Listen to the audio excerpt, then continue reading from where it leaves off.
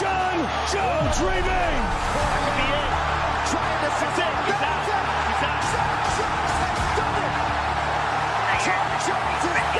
out. During the night spanning from the 15th to the 16th of November, Jon secured yet another triumph in what has been a long and remarkable journey in his professional life. Over the course of this time, he set a number of remarkable records. At the age of 23, he became the youngest champion in the history of the UFC. He successfully defended that title in the light heavyweight division on 11 occasions. He held onto the championship belt for 1,501 days, an achievement unmatched by any other competitor.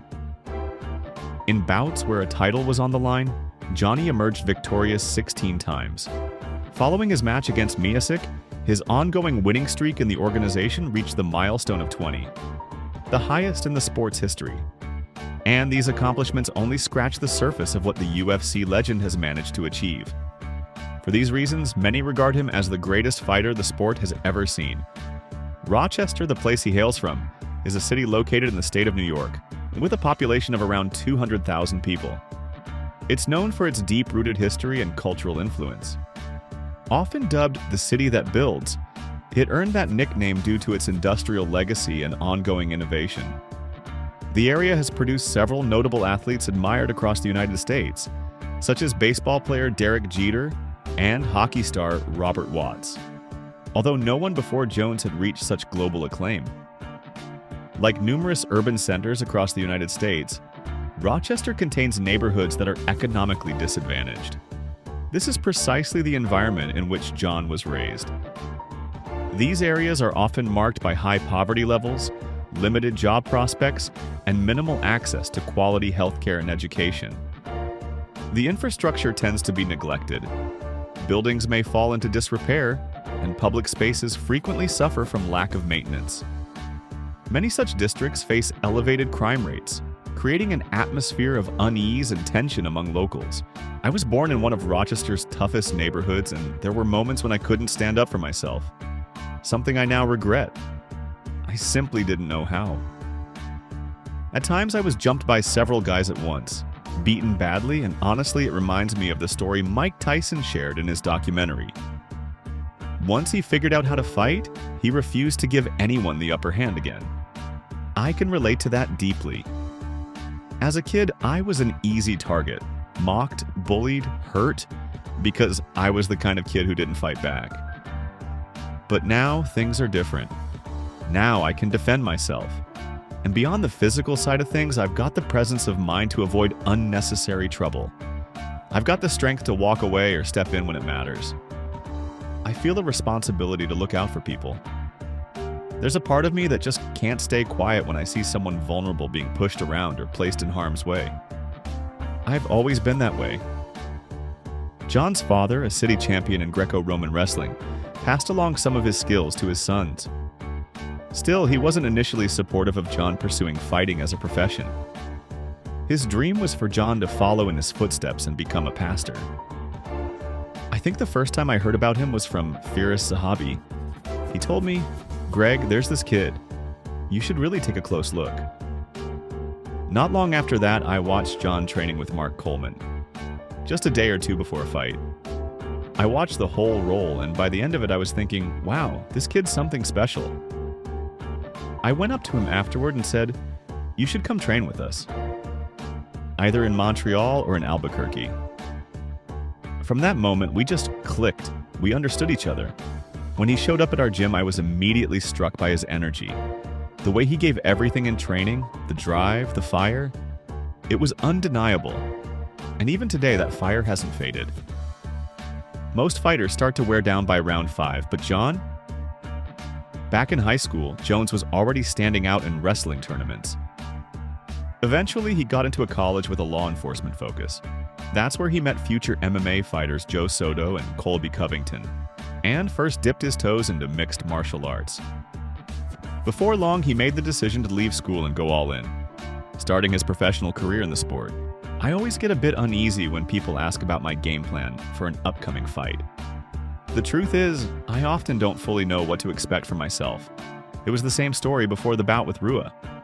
I just train relentlessly, give it everything I have, and then once I step into the cage, I end up surprising even myself. There really isn't some detailed blueprint. I'm not walking in there with a scripted plan to knock out Rua with a knee or something fancy. I simply try to lean on all the things I'm naturally good at, balance them out, and let instinct take over. How the fight unfolds, that could go in any direction. It might turn out to be the toughest challenge I've ever faced, or maybe just another day in the office. But one thing I'm sure of, I'm ready. Ready to stand across from a dangerous opponent like Rua. Ready to fight for the belt and take it home. I'm not afraid of hardship, and I'm not scared of greatness either. On March 19, 2011, Jones claimed victory over Mauricio Rua by way of technical knockout in the headline bout at UFC 128, held in Newark. With that win, he became the light heavyweight champion of the UFC. At the age of 23, he made history as the youngest title holder the promotion had ever seen. For a lot of reasons, I already felt like a champion, because of how I carried myself and how I viewed the world. Even before the gold was strapped around my waist, I knew I was different. Special. To me, anyone ranked in the top 10 worldwide has earned that champion status. But now, I feel like a champion among champions. That said, not much has changed in my day-to-day life. My long-term goal is simple. I want to live in a way that won't ever let the kids in this country down. I never want to find myself in a situation like Tiger Woods or anything close to that kind of scandal. I want to stay true to who I am right now, as an athlete, as a competitor, and keep winning in a way that leaves no doubt. I want to keep doing the very things that brought me to where I am today. I want to remain a champion, not just by holding a title, but by earning dominant victories. Georges St-Pierre often says that he doesn't fight like a champion. He fights for his legacy. I'm still young, and I don't think I've earned the right to talk about legacy just yet. But that mindset, I already live by it. I'm only 23. I still hang out with my friends, play video games, eat way too much junk food, just relax and enjoy life like any regular guy. But once fight camp starts, it's all about clean eating, focus, and staying locked in. I believe even muscles need a chance to breathe, to relax, and before they're ready to grow again. That's what I'm doing right now.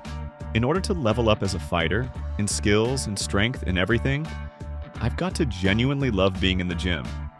I need that fire, that hunger for the grind. In football, there's a built-in off-season. But in MMA, rest is something fighters have to manage for themselves. You've got to know when to shut it down and let your body recover. Right now, I'm in my version of the off-season. When I get back, this short, easy break from the gym will be over, and I'll return hungry. Hungry for the work, passionate about every drill, every rep. For now, though, I'm giving myself the space to breathe. That victory marked the beginning of a long stretch of dominance for Jon in his weight class. His win over Mauricio Rua didn't just earn him a belt. It reset the standard for the entire light heavyweight division. Ahead of him was a sixth title defense, this time against the Swedish contender Alexander Gustafsson. The Viking came in with an impressive resume, 15 wins and only a single loss. Inside the UFC, he'd been defeated just once and was riding a 6-fight win streak. Even though the challenger looked legit, the reigning champ was naturally the favorite.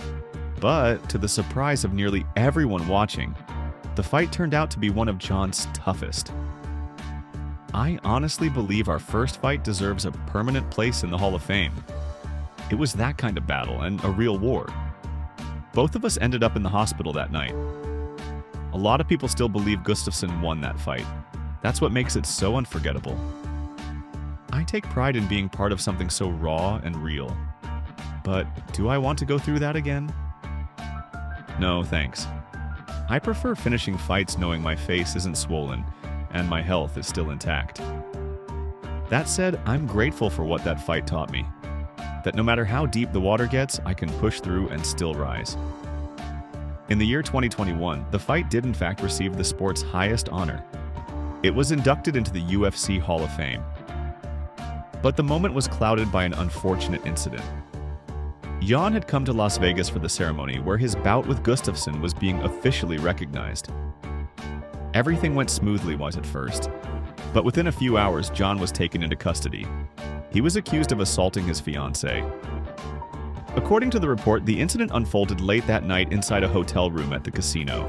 After the UFC ceremony, he spent the night out in Vegas while his fiancée, Jessie Moses, and their 3 children were asleep upstairs in their hotel room. According to her account, when Jon returned, he was agitated. At one point, when she tried to leave the room, he allegedly pulled her by the hair, all in front of their kids. After the incident, Jessie, visibly upset and crying, went down to the front desk with the children and asked for another key to the room. One of the staff members noticed she was bleeding and asked if everything was okay. She responded that she was scared to go back upstairs. "I've taken too much physical damage to keep drinking. My brain just can't handle it anymore. Alcohol is something I'm walking away from. For good. Now's the time to double down on discipline, work harder than ever, and turn this nightmare into the best chapter of my life."